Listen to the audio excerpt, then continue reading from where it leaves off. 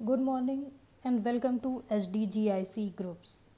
आज हम पढ़ेंगे हिंदी और हिंदी में सीखेंगे छंद।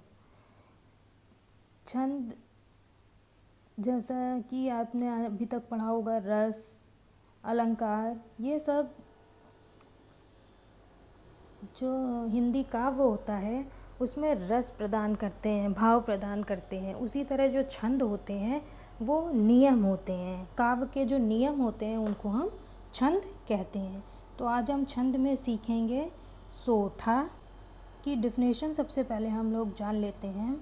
सोठा अर्ध सम मात्रिक छंद है। सोठा क्या है? अर्ध सम मात्रिक छंद है। अर्ध सम मतलब, अर्ध मतलब आधा, सम मतलब समान। जो इसमें आधी मात्राएं होती हैं वो समान होती हैं। ये हम आगे आपको और एक्सप्लेन करेंगे। इसमें 4 चरण होते हैं। 4 चरण होते हैं। जिस तरह दोहे में 4 चरण होते हैं उसी तरह सोठे में भी 4 चरण होते हैं। इसके प्रथम एवं तृतीय चरण में 11 मात्राएं और द्वितीय एवं चतुर्थ चरण में 13 मात्राएं होती हैं। पहले और तीसरे चरण में कितनी मात्रा? 11 मात्राएं होती हैं और दूसरे और चौथे चरण में 13 मात्राएं होती हैं। ये देखिए, इसमें दिया हुआ है कि पहले और तीसरे चरण में, मतलब कि 2 चरण सेम हो गए और जो सेकंड और फोर्थ चरण है वो दोनों सेम हो गए। तो इसीलिए हम इसको अर्ध सम मात्रिक छंद भी कहते हैं। पहले और तीसरे चरण के अंत में गुरु लघु, गुरु और लघु, गुरु मात्रा हो गई बड़ी मात्रा, लघु मात्रा हो गई छोटी मात्रा। ये इसके चिन्ह हैं। इस तरह से इसको ये आते हैं लास्ट में, पहले और तीसरे चरण के लास्ट में। और कहीं कहीं तुक भी मिलती है। तुक मतलब कि तुकबंदी भी कहीं कहीं हो जाती है। ये दोहे का उल्टा होता है। दोहा जो होता है उसका ये उल्टा होता है। दोहा में क्या होता है?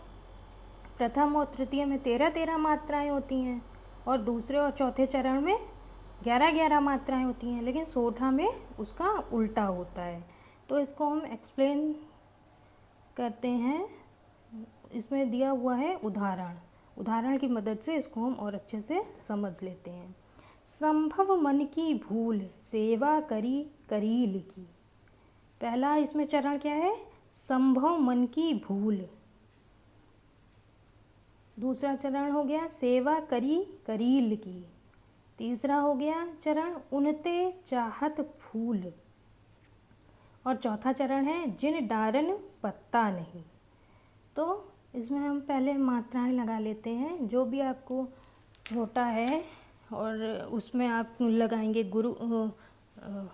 लघु की मात्रा, और जो बड़ा है मतलब जिसमें बड़ी मात्रा लगी हुई है उसमें आप लिखेंगे गुरु की मात्रा। तो संभव में क्या लगेगा? गुरु की मात्रा लगेगी। उसी तरह भा, वा, ये सब एक वर्ण है तो इनमें सिर्फ सब में लघु की मात्रा लगेगी। इसी तरह जब हम पूरी पहली मात्रा लगा लेंगे तो इन मात्रा का जोड़ जो होगा पहले चरण का क्या आएगा? 11।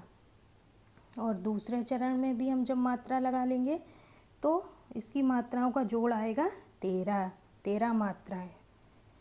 उसी तरह तीसरे चरण में जब हम जोड़ेंगे मात्रा लगाने के बाद में तो 11 मात्राएं आएंगी और चौथे चरण में 13 मात्राएं आएंगी।